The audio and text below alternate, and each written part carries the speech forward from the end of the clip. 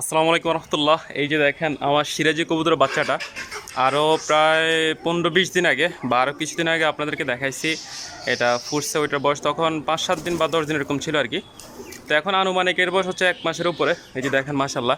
আর এই কিন্তু আমার শিকারই না, আর আজকে তার জীবনে প্রথমবারের মতো সে বের হয়েছে, তাকে বের করে আনছে, এখন উঠতে পারে না আলহামদুলিল্লাহ। যেহেতু তার গ্রোথ ভালো সেই কারণে কিন্তু সে উঠতে পারতেছে না এখনও, বা ওরা শিখে নাই। আর একটা মজার ব্যাপার হচ্ছে তার বাবা মা কিন্তু হচ্ছে কালো সিরাজ, যেটা কালো সিরাজে যেরকম মানে লাহোরি কালো সিরাজ যেরকম ওই রকম, কিন্তু এ হচ্ছে একটু সিলভার টাইপের, সিলভার সিরাজ যেরকম হয় একটু এরকম হয়েছে। আর এই যে তার বাবা মা দেখেন, এটা হচ্ছে তার বাবা মা দেখেন।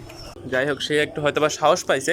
এই যে দেখেন একটু নড়ে চড়ে বসতে সে এখন একটু, দেখেন মাশাআল্লাহ ভাল লাগে। একটা আনকমন একটা কালার হয়েছে। তার বাবা মা যেরকম সে কিন্তু ওই রকম হয় নাই এর আগে, মানে এবার হচ্ছে প্রথমবারের মতো আলহামদুলিল্লাহ আমার সিরাজি কবুতর বাচ্চাটা এরকম হয়েছে। প্রায় 1.5 বছর যাবৎ সিরাজি কবুতরগুলো পালন করতেছি আমি, কিন্তু এদের থেকে কোনো প্রফিট নেই। মানে হচ্ছে আমার কবুতর, আমি কিন্তু প্রথম 1 বছর আমার কবুতরগুলো বিনা প্রফিটে ফালছি সবগুলো কবুতর। পরে আস্তে আস্তে আলহামদুলিল্লাহ এখন হইতেছে। আমার যে কোনো জিনিসে হইতে সময় লাগে, আমি দেখছি আমার যে কোনো জিনিস একটা টাইম নিয়ে হয়, আর একটা নির্দিষ্ট সময় পরে হয়, সময় লাগে। যাই হোক আলহামদুলিল্লাহ এখন প্রতি মাসেই 3 জোড়া 4 জোড়া এরকম করে বাচ্চা হয়, বাচ্চা আসে। আর এই যে তার অবস্থা দেখেন।